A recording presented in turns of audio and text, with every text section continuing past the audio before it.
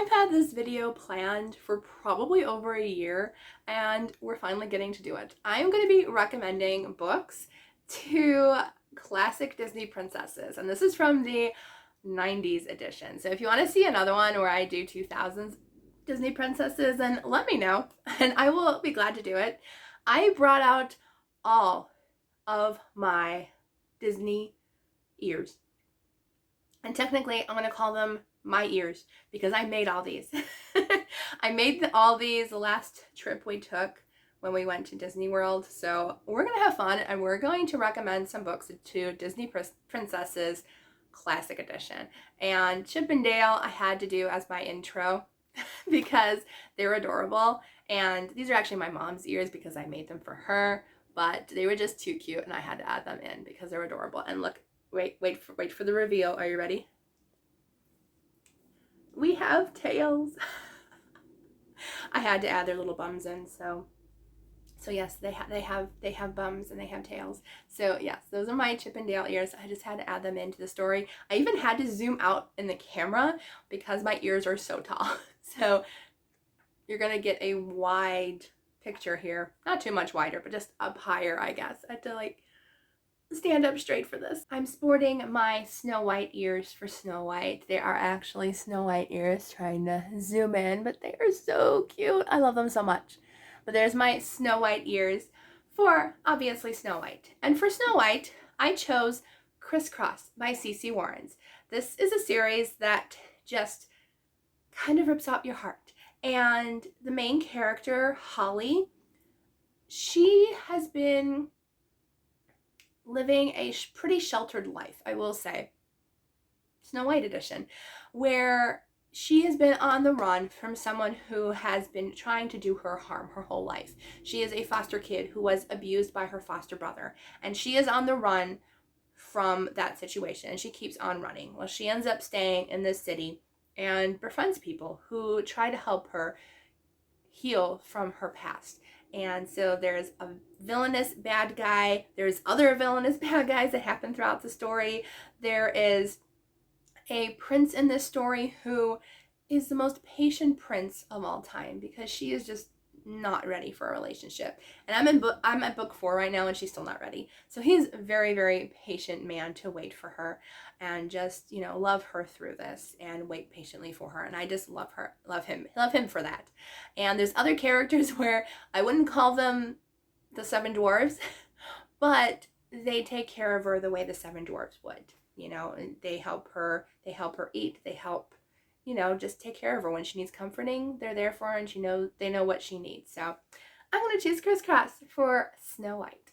The closest ears I have to Cinderella are my 30th birthday ears from 4 years ago. I made these for my 30th birthday, and it does have Tinkerbell, technically, but it does have the castle in the center, which is a little off, by the way. Why are you off? But anyway, so my 30-year ears are my nod to Cinderella here.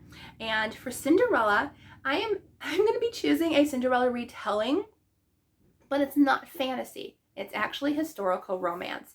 So this is The Maid of Ballymagul by Jennifer Dybel. This is a historical romance, and it is so sweet.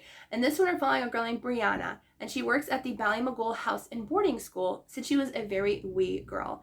And the lady of the schoolmaster of the school is pretty much the evil stepmother. She doesn't treat her very well. She treats her pretty much as a servant instead of a girl that really needs just a home and a place to stay.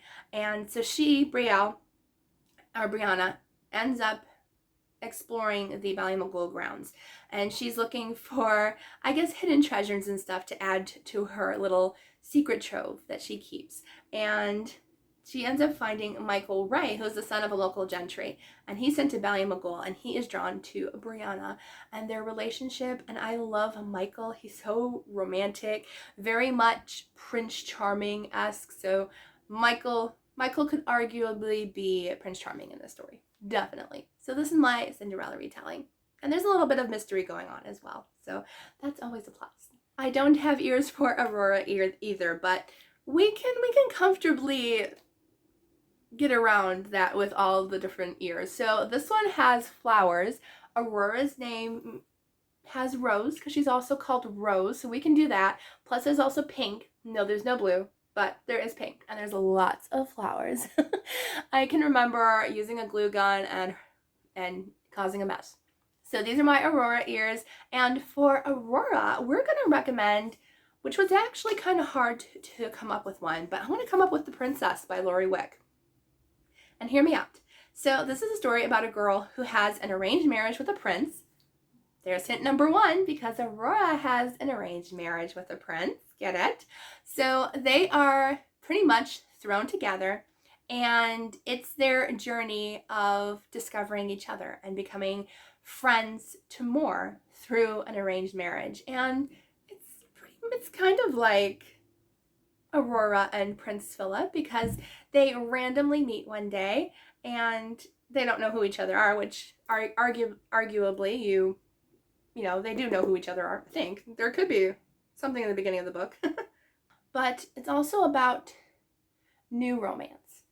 And I love that, because the main character in this book, she has never had romance, Shelby. But Nikolai has. He's a widower. So it's a little bit different compared to that story. Although I will say, isn't Prince Philip's dad a widower? I think he is. So it's a little bit of that story as well. But I just love The Princess. So an arranged marriage between a princess or a prince and a woman who, I don't know, just doesn't really have experience with romance. And I just love their story. So that's how I got around to Aurora. I think she would really enjoy this book. Being a new princess as well, because she had no idea she was a princess until she turned 16. These are my closest ears to Ariel because they are purple fish scale almost. So we're gonna count it, but for Ariel, I really struggled with this one too, but I think Ariel would really enjoy this book. And it doesn't have to do with water, surprisingly enough. I'm going to choose for Ariel to read The Atlas of Untold Stories by Sarah Brunswald, because Ariel's always talking about how she wants to see what life is like on land and how parents treat their children. She wants to hear family stories. So I want her to read The Atlas of Untold Stories. And this is about a girl named Chloe. And Chloe is the dreamer in her family. And her mom really isn't. And she also has a sister that she thinks that her sister is pretty much the golden child. So she wants to go on this road trip with just her mom. Well, her sister ends up invading in there and wanting to come along too. So it's also a little bit bookish too. I think Belle would also enjoy this, but we're talking about Ariel here. But it's about a journey of discovery of family and these three generational women who are going to go on a book road trip. So it's a little bit bookish, a little bit road trip, and it's about family and going on a journey together. I think Ariel would really enjoy that. I'm bringing out the Belle ears.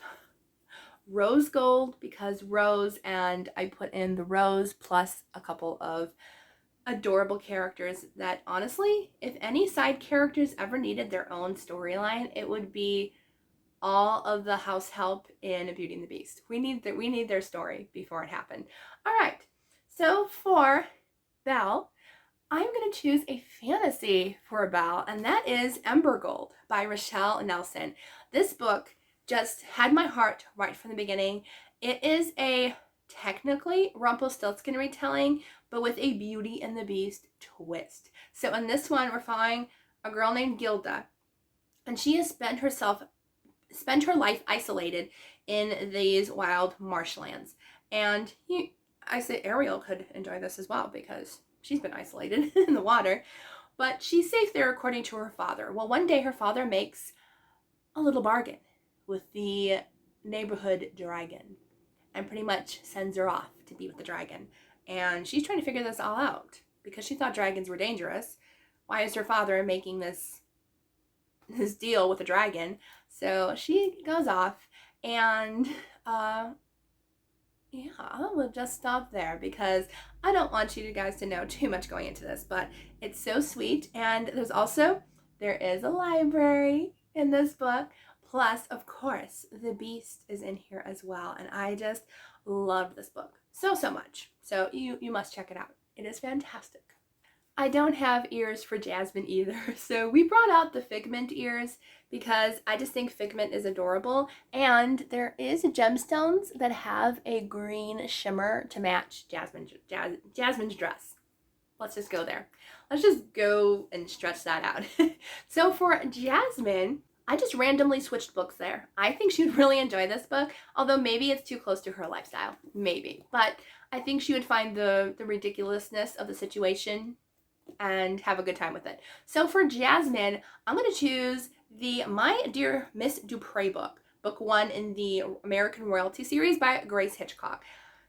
It might be a little too close to her lifestyle where she might not want to read it, but maybe it's required summer reading.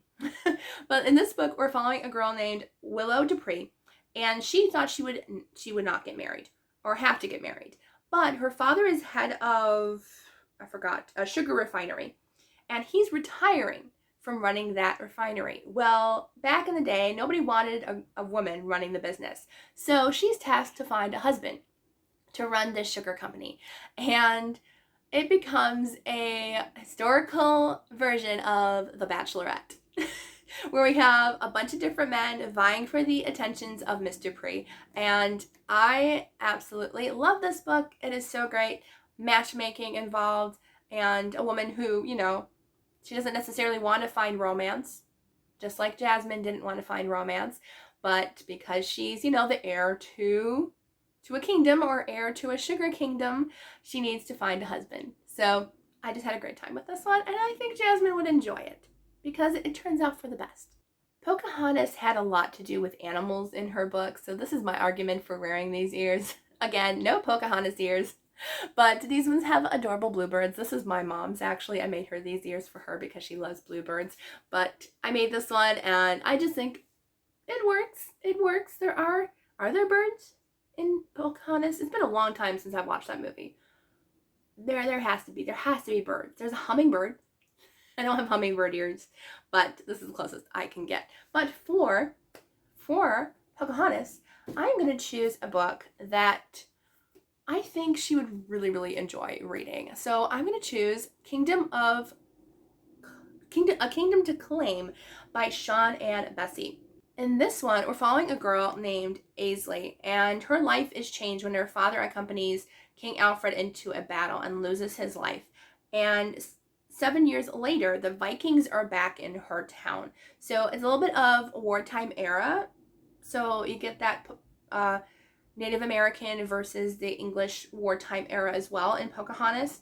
And so Aisley runs into a Viking that she ran into 7 years ago, but he ended up sparing her life. So he spared her life, technically, in this book. But there's still that aspect of the story. And also, the main character, Aisley, is a healer, so she does help out during the wartime era of the Vikings as well. And I just think it's a really dramatic story. There is romance, but it's more about just the Viking era, the angst between two people. I think it goes pretty well with Pocahontas. My head hurts with all of these ears, wearing these ears. But our last one is Mulan, and Mulan was a bit tough because I didn't want to go straight for a Mulan retelling. There's a lot of those out there. So for Mulan, I'm choosing The Viking, another Viking story by Carrie Cotton. This is book 2 in her Huntress series. I think she would really enjoy this one, Mulan would, because this one we're following a very, very strong type heroine where she is best friends with the girl from the first book. And this is an enemies to more type situation where I also kind of think Mulan and, I can't think of his name right now. It's one of the only princes that I can never remember his name, but they kind of have a little bit of enemies to more type story, although he doesn't know who she is anyways. But in this one, we're following Astrid, and Astrid is now the captain of the forces of the queen from the first book. So she is high up in the ranks. She's very military based, which is also Mulan's. backstory. She has that military background. So I think that's where I came up with the idea to have the Viking read by Mulan. And yeah, I think that's pretty much it. It's just a very strong Viking warrior that, you know, she fights for the people she loves. And so I like that. I also love the romance in this story. It's very, very, very, very fun, and I just really enjoyed both two strong-headed people going at it, which is, it can also explain Mulan and her love interest as well. So those are all the books and pretty much all my ears that I wanted to share with you today. I just thought it was a fun little tag video that I came up with a long time ago. I don't know if I saw it on somebody else's channel or not, since it was, as I said, a long time ago. But yeah, I really enjoyed it. So hope you enjoyed this video. Please don't forget to like and subscribe if you don't want to miss any fun bookish videos. I hope you all have a wonderful day, and I will see you all in the next video.